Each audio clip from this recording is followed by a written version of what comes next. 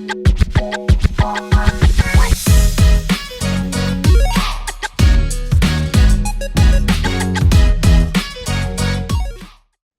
everyone. Welcome to Investing for Generational Wealth. I'm your host, John Lai from Clive Capital, where we help high earners just like you invest outside of the stock market to passively achieve long-term wealth generation through superior risk-adjusted returns, long-term passive income and cash flow, and tax benefits. Together with investors, we're renovating over 1,000 apartments and building over 500 single-family homes. Before we begin, a quick disclaimer, like always, we're not financial advisors. All investments are subject to risk, including the possible loss of the money you invest. So perform your due diligence before making any financial decisions. And of course, consult your CPA, your attorney, your shaman, whoever you need to consult before making any investments. I'm your host today, John Lai, and welcome to today's episode, Multifamily Investments from a Broker's Perspective. And today's guest is Reid Bennett. Reid, before we begin, do you want to give a little bit of background on where you got to where you are today? Sure. I appreciate you having me on, John. And, a little background about me. I started in commercial real estate in 2001. So I'm about 23 and a half years into this business. I started in the neighborhoods within Chicago. Back in those days, it was really before you had all of the data that you have at your fingertips now, digitally within 15 minutes. It took us weeks and weeks and weeks to put the data together. Started in neighborhoods. When I started the business, it was really ramping up on the condo conversion craze in Chicago. And so for the first 5 years of my career, I didn't even really understand how to truly underwrite a multifamily asset until the condo conversion died. And then we, moved into, the suburban markets and tertiary markets where we started selling apartment complexes. We also got into the affordable housing space actually right during the great financial crisis, because a lot of people end up moving from market rate deals to affordable housing deals, and it kind of ebbs and flows back and forth depending on which market seems to be hotter for us. But so we've been when I first joined, it was a local boutique firm. I ended up merging with a national firm in 2008. And then 2014, I took over the National Council Chair position for the Multifamily Group. And that's with the 220 offices we have around the country. And we've been working in a number of different markets. We just recently closed out a 459 unit portfolio last week in Alabama. We've worked in Texas and New York and the Carolinas. My team is here in the Midwest in Chicago, Illinois, and we work mostly around the Midwest, and then we partner with a number of our council members to help clients around the country. Got it. Okay. Yeah. How did you get to multifamily as a focus asset group versus other asset groups? Yeah, well, I mean, multifamily just seemed, it was more interesting to me to understand apartments. My roommate from college, I went to University of Iowa, and he bought a house. I had just graduated, and we had a bunch of friends that stayed around for their 50-year victory lap. He ended up buying a house and renting it to all of those guys. Ended up parlaying that into 40 some homes on, of student housing, sold that. So. And I was really interested in that when he started to do that. And so he gave me, many people, their entree into real estate was Rich Dad Poor Dad. He sent me that book in 1999, said, read this book. And what I could really understand was I knew people that were investing in, 6 flats and 12 flats in Chicago. And I started talking to them and really trying to understand it, which led me to a group that was selling those buildings. And they said, you will not learn more about the business of multifamily than if you are in the brokerage business and get to see and understand multiple different execution strategies from hundreds and hundreds of different buyers. and sellers for that matter. So, which I totally see this after, I've seen thousands of different executions and different ways to, to work the financing, different programs, different tax credits, to make, different syndications. There have been more syndications that have popped up in the last 7 years than I've ever seen in 20 years, which has been insane. And so it's really why I got involved in it, because I understood that it was just a great way to really learn the business, to really, entrench yourself in the business and understand it from that perspective. And frankly, I only thought I was going to be in it for a little bit and then just start buying my own and never sell a deal. But I just ended up really enjoying it. And, it's such a roller coaster ride, this business, as you probably have seen with these, some investments. Right. How was like 2009, 2010 for the broker business? Painful. Yeah. Painful. And then the pandemic. Yeah. Well, so it's interesting to try to compare both of those time frames. So 2008 is when we merged with another group to form the national platform of SVN at that point. And that was the time that I took over a partnership to keep the doors open of a brokerage office, which was absolutely the worst time to ever do that, because there was no money coming in. Right. And now, not only was I not making money, but I'm paying all of the expenses, for the office, which was just, unbelievably painful. We're sitting there saying, okay, this probably will only last 6 months. So we'll just kind of double down, do everything. And then it ended up lasting about 2.5 years, which, interestingly enough, we put our first deal together. It was a 144 unit apartment complex. It was one of the clients that I was selling it to. His main investor died, and he was going to back out of the deal. And I said, wait a minute, I totally believe in this market. I believe in this build. I know exactly what to do with this property, and we'll help you raise the money. So we actually partnered with it. I brought in family money to help out with that. And, we thought we were going to be helping him put a deal or two like that together every year for the next, 15 years. And then everything after, like, we closed that deal in May of 2008. Oh, wow. And then, we had 6 other deals under contract for the same kind of situation, and they all fell out. Right. So, we just had to, retrench, readjust, and, really helped aligning ourselves with a national firm. And then, being able to open up and expand to a number of different markets, because a lot of the clients I work with here in Chicago invest in multiple states around the country. The portfolio we just closed, the gentleman owns deals in 25 states. So if I was a boutique brokerage house here, I could never help him do what we just accomplished. So it opens things up, but it also makes things a lot more complicated. And, as long as you have a network that you can connect with a number of local experts that understand the nuances in various locations, multifamily is really the same. And then add in the nuance of the geographic location, and you can kind of just replicate that throughout the country. And that's what we've done here. My team here has done.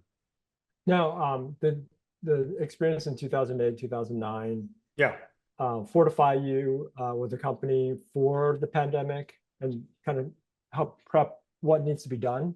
Yeah. So you wanted to compare it to 08 to the pandemic, to the right. So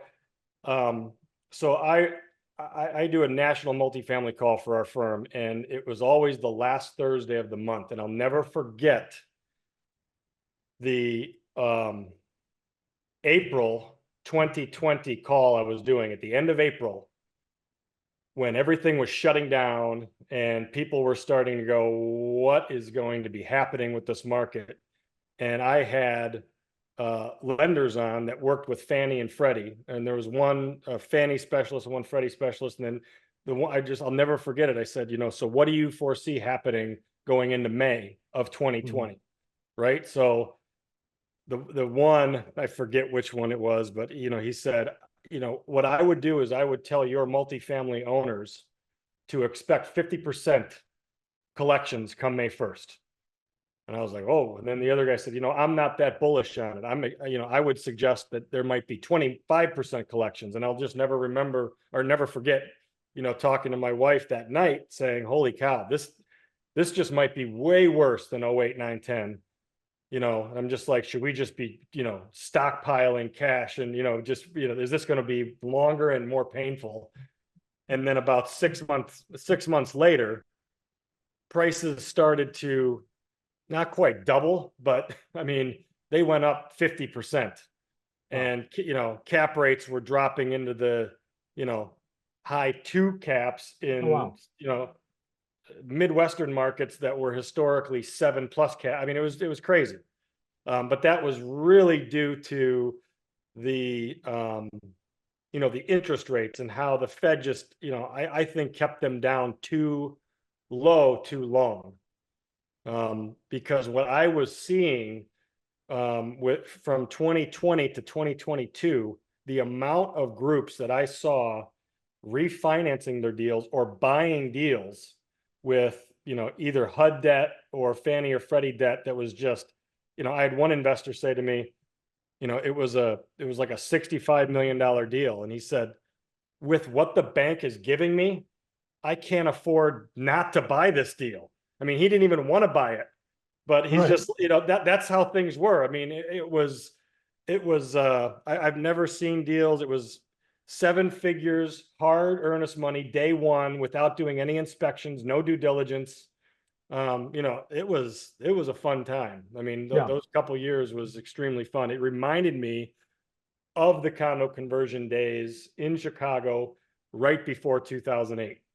It was just like that. I mean, we were writing contracts on the hood of my car and handing them back to the owner right away and making deal. I mean, and the owners were looking at these numbers like, well, these make no sense. And it was kind of like what was starting to happen, towards the latter part of 21 and into 22. Right. And then that's when sellers were like, I was planning to hold this for, forever and handing it to my kids. But even if I sell it and pay the cap gains, I mean, I never even thought I would make what I was going to net on this deal 10 years from now. And so it was it was amazing. It was incredible. And I've told everybody I've talked to, I would have bet my house in April of 2020 that wouldn't have happened. So I'm glad I'm glad I don't gamble, because right. I'd have to be plugging into a Starbucks to be talking to you right now. Yeah. So that kind of leads me to this environment today. So in today's environment, we're still, historically relatively low interest rates. Yeah. The Fed is thinking about cutting interest rates again. So to spur the economy.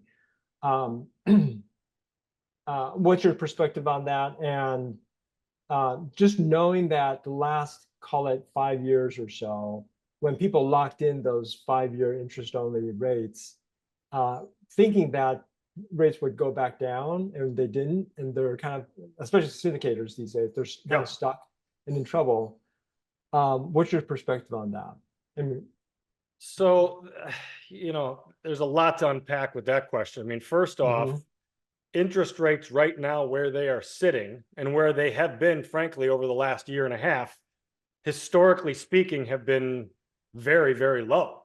Right. When you look over the last 50 years, it's been very low. I mean, if you talk to some of the groups, I wasn't involved in real estate in the 80s when, we're talking about, 18, 19, 20, low 20% interest rates.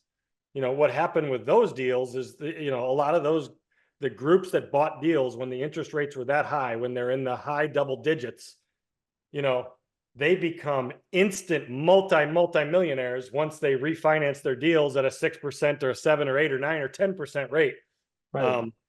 But so historically speaking, we're fantastic on the rates. It's just they were so low for so long that most of the buyers, and especially the syndicators, were they were banking on the fact that all I have to do is do a little value add renovation, put, 8, 9, 10,000 a unit into the deal. I'm going to raise rents $200 a unit, multiply it by the number of units times 12. And that's what I've just added value to that. Plus I'm going to catch a lower interest rate on my exit. Everybody was underwriting to a lower interest rate on the final value. And it worked. It saved a lot of people that overpaid in 15, 16, 17, 18, 19, and even 20.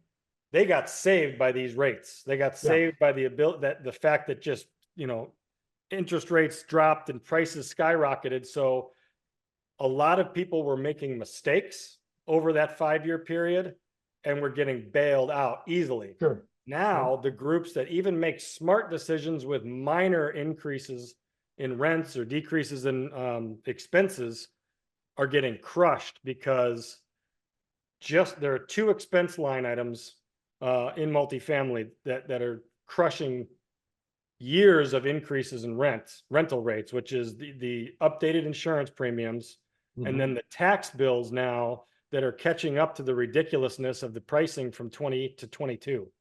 Right. And so just those 2 line items are wiping years of these ridiculous double-digit percentage rent increases. Yeah. But still, the thing that is the other thing that's, when you're comparing the 2 seasons, the great financial crisis and what's been happening over the last 24 months is, the job markets are totally different. So in 2008 and 9 and 10, a lot of the tenants were losing their jobs. They weren't able to pay the rent, that's a big difference between now, even though they're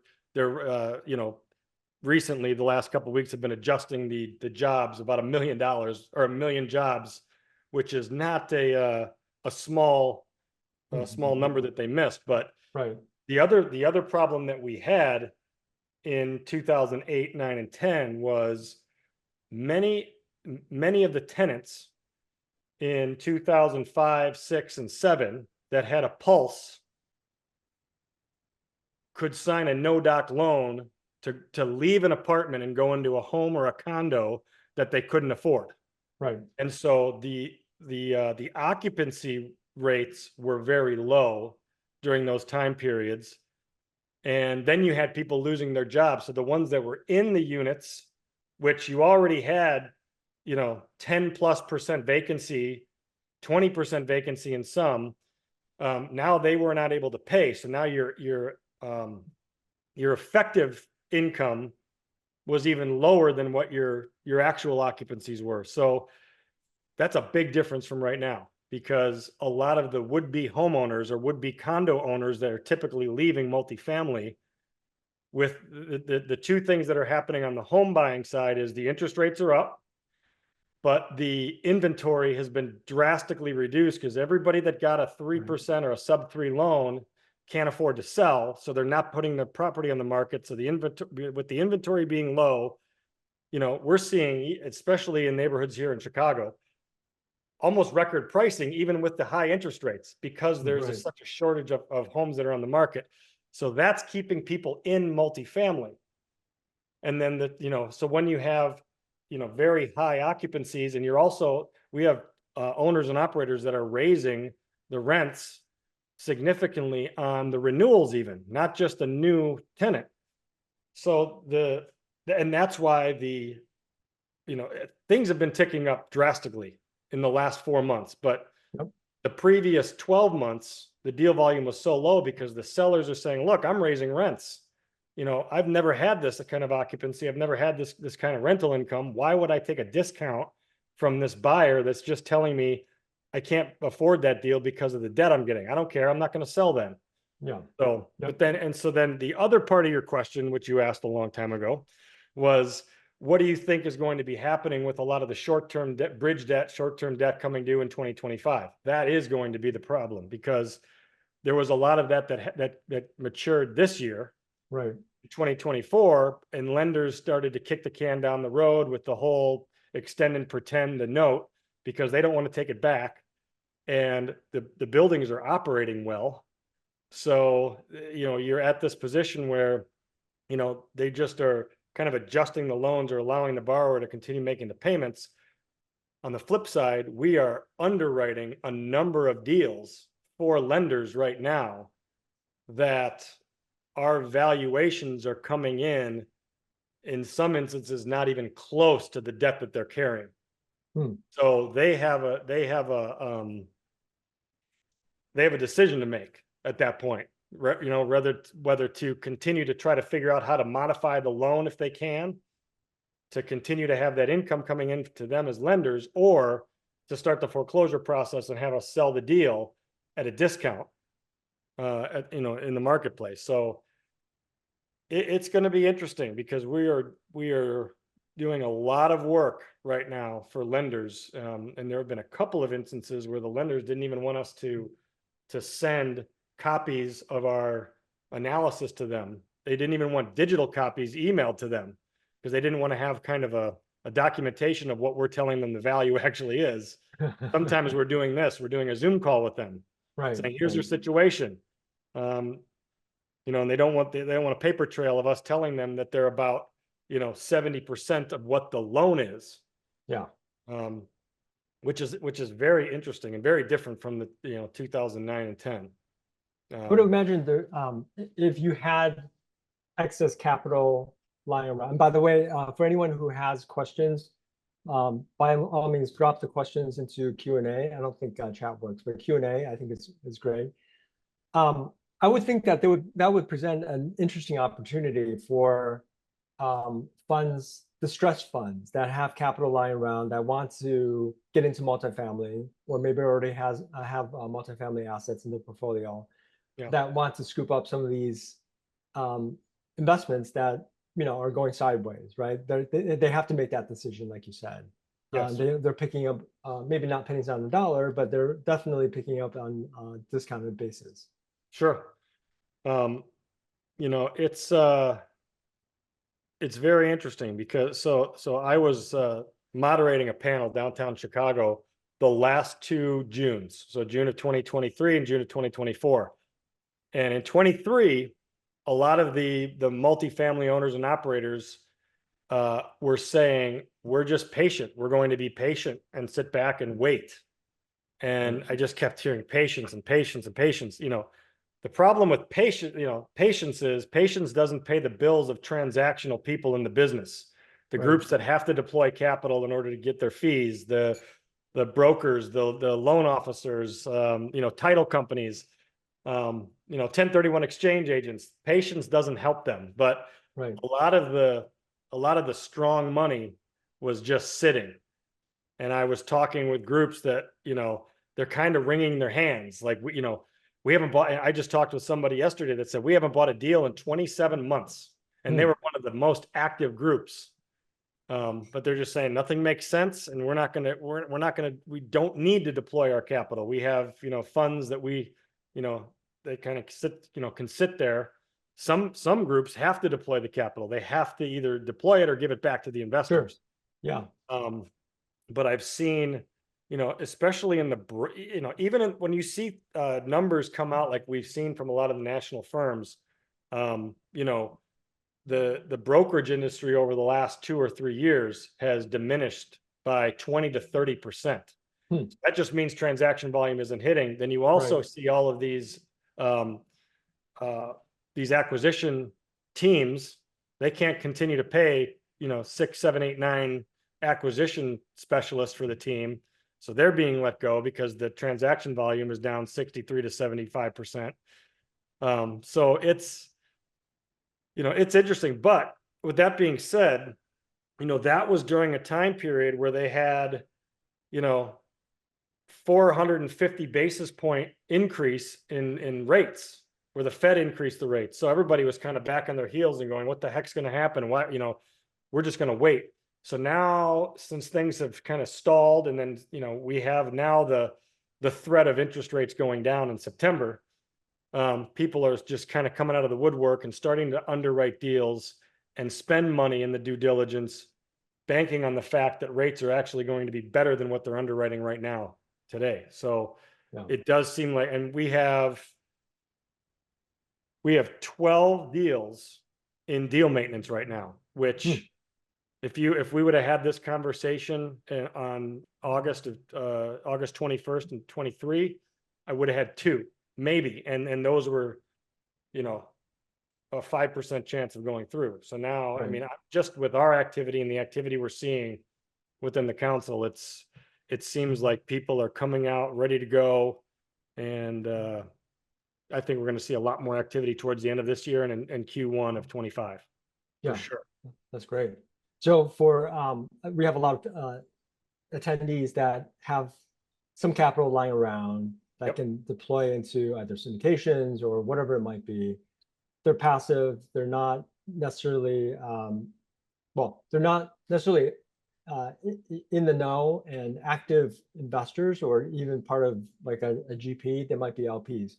Yep. What would you recommend for these type of investors to get into like a lot of the activity that could be, flush in the market? Well, I think you need to vet the GP operator significantly. There are a number of companies actually coming out that are creating a database of GP operators around the country. I'm happy to introduce anybody that wants to have a couple of those leads, because like I was saying, I've, in the last 5, 6, 7 years, I've never seen more syndicators get in. And it was kind of like the condo conversion craze where, it just on the, like, for instance, that time frame of the condo conversion craze, I had 176 condo converters on the northwest side of Chicago alone, 176 contacts. So it was everybody and their brother or sister or mom or dad or whoever, let's get together. We can buy these apartment buildings at $100,000 a unit, and condos are selling at 280. So look at that spread, but they didn't realize, so it was kind of the same thing with a lot of these syndicators. It's like, look, all we need to do is get money together, go buy a deal, and we're going to catch an inflationary rise during this time period. We're going to catch an interest rate reduction and be able to 3x our investors' returns. Yeah. You have to go with somebody that has a history, and then you have to see how many deals they've gone full cycle. I would make sure that you're just really vetting the syndicators that you're investing with. But again, there's nothing like commercial real estate to be placing your money. You place it in the market. Oh, the market turned, you just lost 30% of the value of your stock. You can't do anything about that.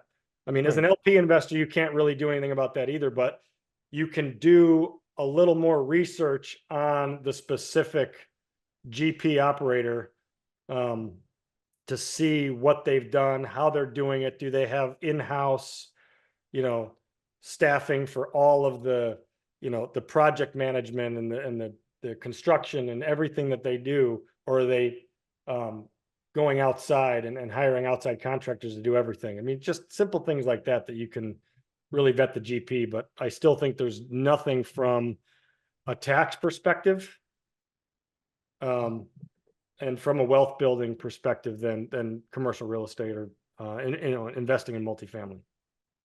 So I had a couple of follow-up questions. One of them is that database. Is that database just a collection of interested syndicators, or does it also do some like data collection on history of their operations and whether they have like how many assets under management, X, X, Y, and Z? Yes, it's both, and what they're doing, and it's 2 groups that I'm talking to right now that they've asked me to take a look at their systems. Is one of them, they go out and they talk to a lot of the LPs, because right now when there's capital calls all over the place, deals are kind of, a lot of deals, they've stopped doing their distributions to the LPs.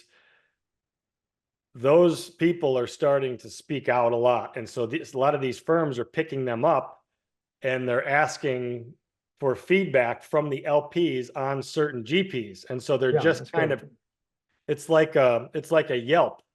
for Right, right. GPs. Yeah, So there's a few groups like that are starting up where you can do your diligence on, this group started syndicating in, year X, and here's how many deals they've gone full circle. Here's basically the ratings or the testimonials from the LPs that have invested with them or currently invested with them.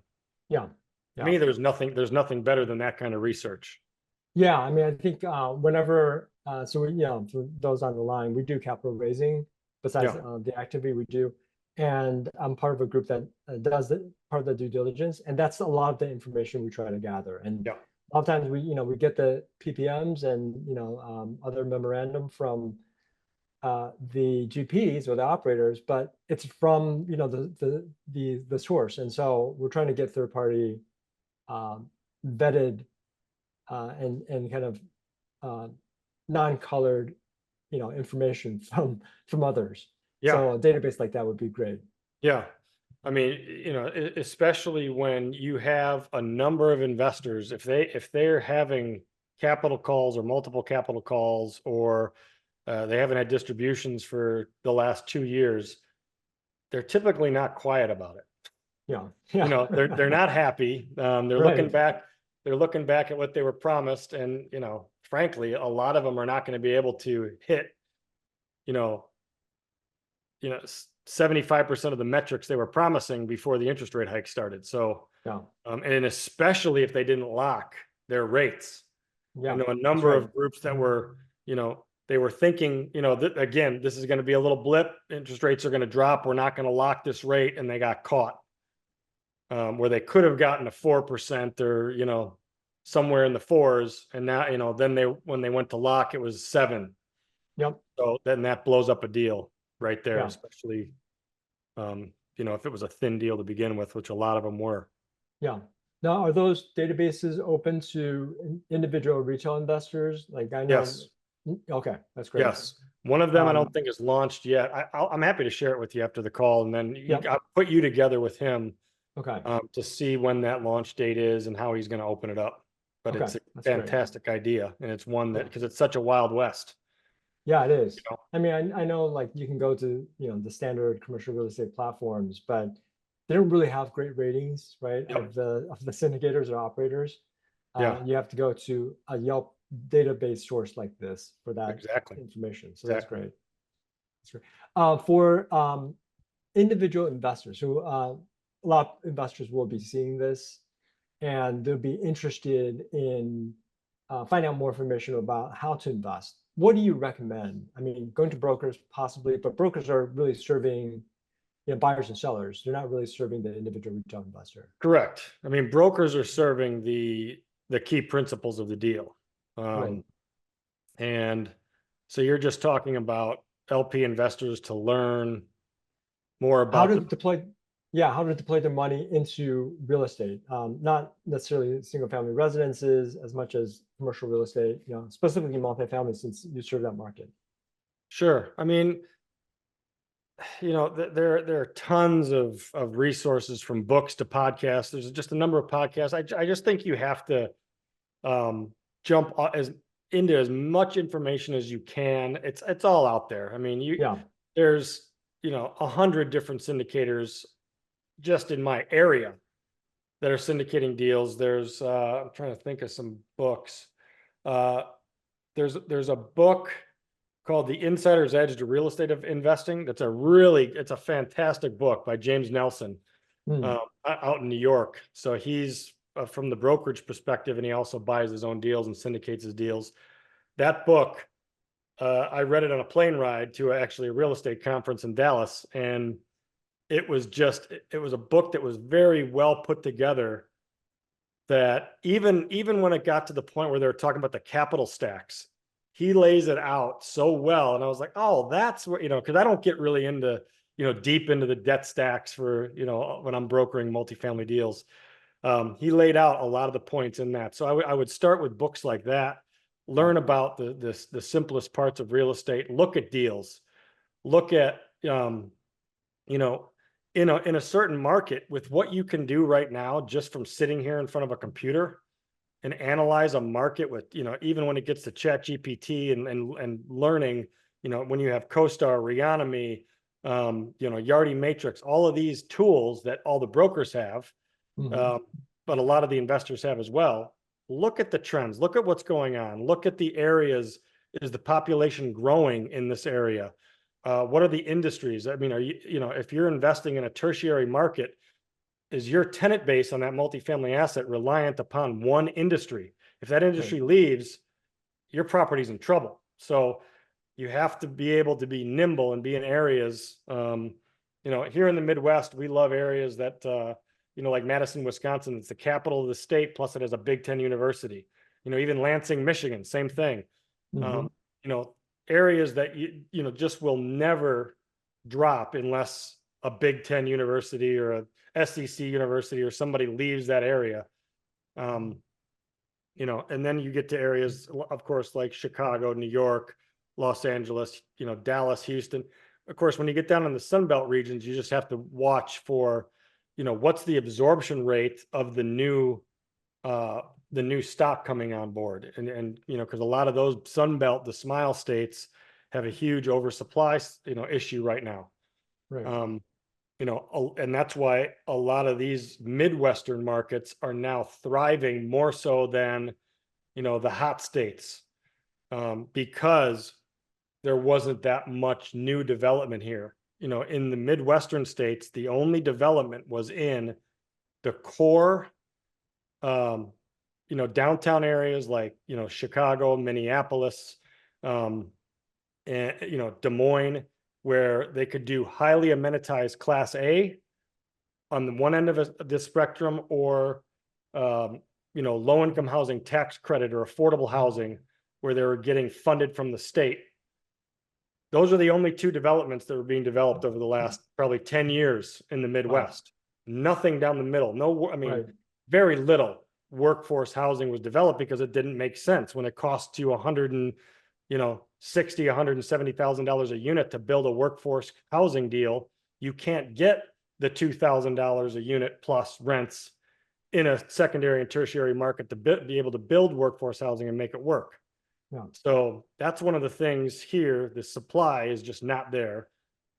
The flip side happened down in the Smile states where they were just building and building and building. And now you have to figure out, is that market, will the absorption affect what's going to happen with the deal that you're thinking about investing in? Yeah, that's great. Again, if anyone has any questions, by all means, for Reid, by all means, let us know. Drop it into the Q&A. What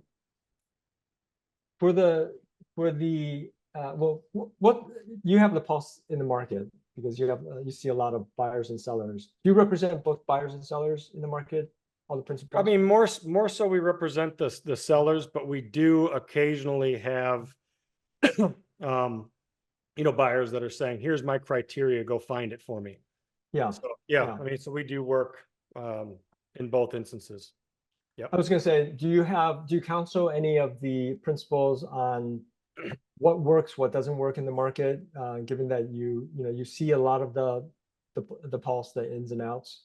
Oh yeah, of course. I mean, when we're looking at, we track every single existing deal, 50 units and above, in a multitude of markets. So within a matter of, if it's a new market that I'm not real familiar with, I can ramp up pretty quickly, a couple hours, if we have somebody seriously looking at it, or we have an opportunity that presents itself. So what we look at is, give me the comp set surrounding this property. We look at what the rents are on a price per square foot, per unit, who's paying the utilities, where we can adjust if there are certain properties that the tenants are, being billed back for their utilities versus the landlord's paying them.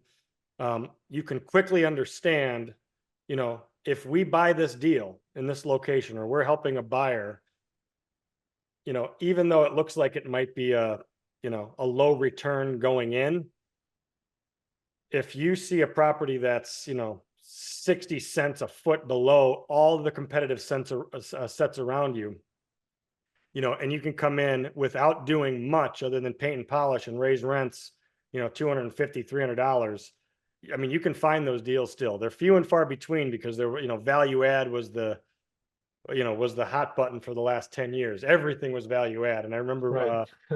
there was one buyer told me, when we were explaining the value add potential of a deal, he said, you brokers, if the building was, just completed last month, Class A, built by God, you would still tell Right. us it's a value add Value add, opportunity to right. come in and do something with it. Right. So, but we found, I mean, look, every single year, downturn, upturn, doesn't matter what the year is, you can find the deal of your life Hmm. because there's always a seller that has owned the deal for 43 years, that hasn't done anything with it, that has, one of the best deals that we ever sold to one of our best buyers was a 143 unit deal that the sellers owned it for 40 plus years. Hmm. And they were all month to month tenants. Oh, And wow. they were all $300 below market. Wow. So those Wow. deals are out there. You just have to Right. dig and dig and dig. And, frankly, if you're going to be investing in deals, I wouldn't spend the time as a principal buyer trying to create that kind of database that brokers have already created. Yeah. So I would align yourselves in different markets with the best brokers in those markets, or the brokers that are going to help you the most, because their weight is, in gold is what, they're worth their weight in gold while they're giving you access to the people that they're listening to and talking to and building relationships. I mean, we've built relationships with people for over 12, 13, 14 years, never did a deal with them. And then they finally are like, look, I'm ready to sell. Let's get this on the market. Where, if you're a buyer going around trying to directly talk to these owners, you're going to get, I'm never selling this deal. Yeah. But I'm calling that owner, depending on who they are and what they own, once a month or once a quarter. And so I catch those groups, or the owner that says, I'm never selling. And then I call them 3 months later and say, hey, I'm just sharing with you something that's going on in the market. How are things going? You hear, look, my wife got a job across the country. We're moving. I'm selling this deal, even though I said I'm never selling it. Or, I just found out I have a health condition. I don't want to be screwing around with these buildings. So the amount of calls that you have to make and the amount of people you have to track as a buyer, as an owner, it's definitely not worth trying to go it alone. There are principal to principal deals that eventually happen in the market. Right. The odds of that happening, especially in today's market, are slim. Got it. Okay. So, Do you, I'm sure you agree with this, but do you subscribe to the concept of, different regions have different, market fluctuations? Some are in the up cycle, some are in the down cycle. 100%. And a great resource for that, where you can actually see the different deal cycles of multifamily, would be Integra Realty Resources. It's IRR.com. They take the different areas around the country, I think every quarter, and show you exactly what part of the cycle you're in, recession versus, oversupply, each cycle. And they show you exactly where you're sitting. That's great. Because, when somebody asks you, hey, how's the market? I mean, what do you mean, how's the market? It totally depends. What market are you talking about? And are you a seller? Are you a buyer? What size deals are you looking at? Because, over the last 24 months, larger deals were not selling as much as smaller deals, and then it flips. So, when somebody asks you how, what's going on in the market, again, what market are you talking about? And who are you? Are you a buyer or are you a seller? Because the market's very different for both of you. So, yeah. And I mean, you're talking about, I mean, in Chicago, it's block to block. Yeah. I mean, it's neighborhood to neighborhood. So, I mean, just taking Chicago and then going on a national level, whether it's just Midwest, Southeast, Northwest, there are a multitude of nuances with each different market as to why they're either having a bust or a boom right now. Yep. We did get a question that came in, as a person starting to learn to become a GP, what are the suggestions you can give to him or her? You referenced the book. Obviously, knowing your buy box, I think makes a lot of sense. Possibly Yeah, working with a broker. yeah. But other suggestions? Well, the other suggestion is to align yourself with, with somebody quick that has Yeah, done it, that has gone through right, cycles. And I wouldn't align myself with somebody that just started in 2015, or actually, let's say 2012, because, I would align myself with somebody that was in it from the early 2000s that went through, a downturn, hmm, that has been through maybe a cycle or two cycles, and learn from them and do whatever it takes to either get a piece of that GP deal to start with, but utilize their their experience and their track record right, and add value to them. Bring in investors, like you suggested, bring in investment dollars to the deals, um, yep, and start that way. And then, yeah, do your first couple deals with that particular individual or mentor, if you want to call it, and yep, work that way, because this isn't rocket science. I mean, that's why I'm in it, so yeah, it's you know, don't reinvent the wheel. There are owners and operators that have done this, 100 times, that if you can get in with them, that to me is the best way to do it. Some people say start with a 4 flat, live in the basement, rent out the other three, take that, the equity that you build over there, you're living for free, buy an 8 flat, take that equity. That's a long road to hoe to get right, to, you know, 50 million under management, so, I like the scalability up front. I like investing with people that are doing it, that are smart, and building a track record that way until eventually you're like, okay, I got this. Now maybe I'm going to ask my mentor, if they're fine, if I run it as a GP and they're an investor for this next deal, something like that. yeah, So you kind of switch it over. yeah. That'd be Yeah, the I best like way to that. do it.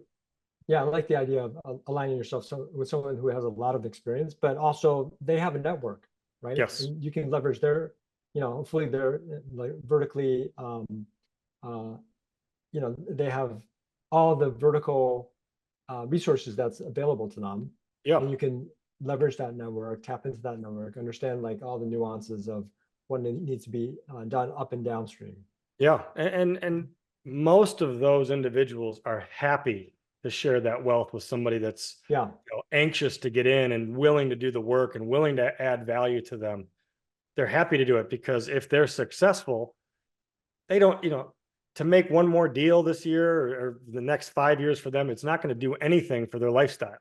right. But the thing about real estate, and one of the gentlemen that owned the business when I got in it, he passed away when he was 97, I think, and worked all the way up until that. The thing about real estate is, when it's in your blood, I'm still talking with the gentleman I sold 2 complexes to, that he's 87, and he's like, look, any deal you come across, let me know. I mean, and then I'm thinking about it. All right, if he puts even a 20-year mortgage on this thing, Yeah, right. when he's 87, but people are deal junkies, and they're happy Yeah, to, and people love to talk about real estate, as we've just done it for almost an hour. People love to talk about real estate, especially the groups that are successful, and the groups that are successful, the people that are successful in this business, have had years that were very, very hard. right. So, you know, they love to tell about those stories too, because, you know, what do they say? The overnight successes only take, 15 to 20 years. But again, yeah, aligning yourself, and that I didn't quite understand that when I got into the business. I mean, I knew, I appreciated the older person's perspective, but a lot of the older guys in my office were like more worried that I was like so interested in, you know, learning and doing things differently. They're like, no, this is how we do it. Everything's sold on a 5 times gross multiplier. The numbers in those days were hilarious. But if you can truly align yourself, and it might take having, coffee or lunch or breakfast with, 50 people to find that. Yeah, you know, Yep. because the other thing is you don't want to, select the wrong mentor. Right. Right. We do have a question that's related, which is Okay. where do you find those individual GPs, real estate conferences? There's masterminds, obviously, that you can either pay for or you don't have to pay for. There are groups that you can, and then meetups. You can go Yep, to your local meetup as well. absolutely. I mean, so here in Chicago, there are a number of different builders groups in the neighborhoods. I mean, I'm sure that it's the same all across the country. I see them all over LinkedIn, the multifamily meetups, Yep. where you just go and you talk to different people, and you kind of just have to immerse yourself in the business. Start talking to owners, start talking Yep. to groups.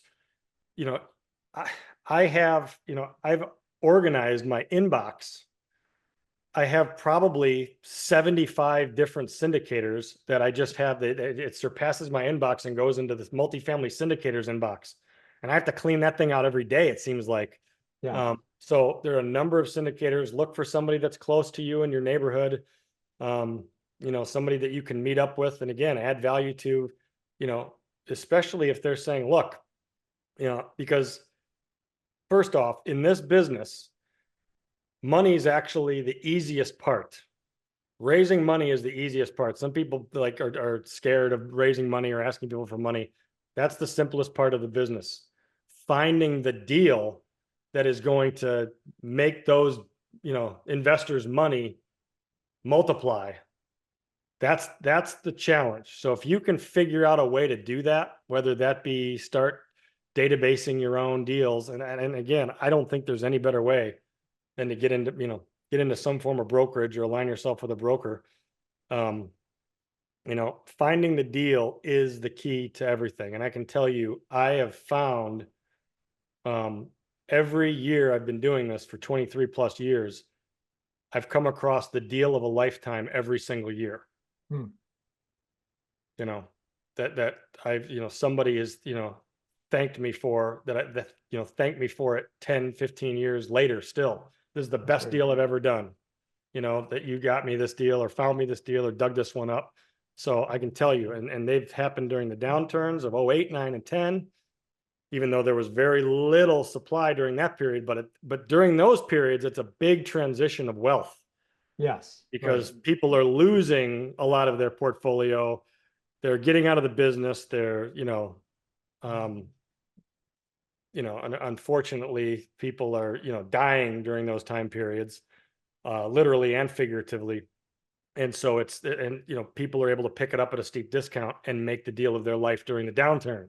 Yep. So every single market is the deal of your life can pop up if you're looking. Yeah. We are almost at time, but we have a few questions that we typically ask. Okay. One of those, I think a couple of them you can answer. Like if you were going back 10, 20 years to a younger version of you, like what advice would you give to yourself? The advice I would give myself is make more calls every day, multiple more calls every day, talk to more people to uncover more deals, and get involved in deals earlier, whether it's a small piece, or, really trying to partner up on deals sooner rather than later in your career. Yeah. Yeah. And align yourself quicker with somebody that's doing it, somebody that is doing exactly what you want to do. Get in quicker with them and add value to that person. What we just talked about. I mean, that I Yep. think is the biggest key to anything, not just investing in commercial real estate. Yeah. Great advice. You talked about some wins. Can you talk about some of the failures that you've had in the past and what you learned from them? Sure. I mean, I just went over this this morning with one of my juniors because this is a challenging time of showing deals over and over. There was a deal that we were selling in Northwest Indiana. It was a 100-unit deal, and I ended up showing it 37 times, and it took me an hour and a half to get to the property. So it was during a market. We called it. It was chasing the bus, or getting up to the bus stop and the bus had left, and we did that when that deal a multitude of times. So understanding what a downturn is going to do and adjusting a lot quicker So that deal, I showed it 37 times. And we went from, at the time it was 66,000 units. So it was a $6.6 million deal. And it just, by the time the seller was willing to accept the offers that were on the table, those offers were gone and a new offer was in Right. place that was $400,000 or $500,000 less until it got down to a $4.8 million number and they lost it to the bank. Yeah. We've also had deals during that time period when, as brokers, we have exclusive listings with sellers. Okay. So when a seller is desperate and is losing it, they're taking our offer, they're handing it to the bank, and the bank is going around the broker and going directly to that buyer. I see. Right. And making the deal because, especially if they foreclose on the transaction. Yeah. So, there were a number of deals and getting comfortable and not having what we call 7-year amnesia in this business, because their cycles are oftentimes 7 years. This has been a longer cycle than that, but having 7-year amnesia where you just think, look, it was the same thing when I was young and in the business. I was like, it was first when I was in Chicago, I have to buy a condo because if I don't buy it now, the prices are just going to continue to go up forever. If I don't buy this deal now, the prices are going to go up forever. Prices do not go up forever. They dip and then come back up. So understanding that, that was a big fail, not understanding that.